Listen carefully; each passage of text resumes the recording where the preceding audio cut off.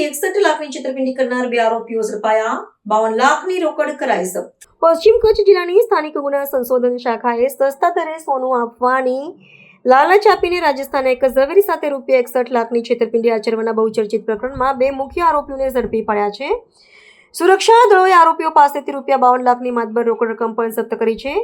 રાજસ્થાનના જોધપુર સ્થિત ભારતમાલા આભૂષણોના વેપારી સાથે થયેલા મોટા આર્થિક વિશ્વાસઘાતનો ભેદ ઉકેલવા તંત્રને એક મોટી અને નોંધપાત્ર સફળતા પ્રાપ્ત થઈ છે. પ્રાપ્ત વિગતો અનુસાર આરોપીઓએ એક લોકપ્રિય સામાજિક સંપર્ક માધ્યમ પર રાહુલ સોની નામના બનાવટી ખાતા થકી સોનાની લગડીઓ બજાર ભાવ કરતા 10% ઓછા દરે એટલે કે ₹7 લાખ માં પૂરી પાડવાની લલચામણી જાહેરાત મૂકી હતી.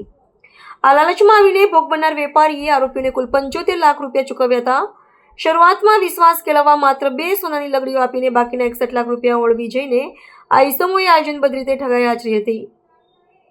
તંત્ર દ્વારા ગુનામાં અલ્તાફ હુસેન જત અને હાજી વલી મહમદ કકલ નામના 2 શખ્સોની સત્તાવાર ધરપકડ કરવામાં આવી છે. પકડાયેલા આરોપીઓ પૈકી હાજી વલી મહમદ કકલ અગાઉ પણ અનેક ગંભીર ગુનાઓમાં સંડોવાયેલો હોવાનું તપાસમાં ખુલ્યું છે.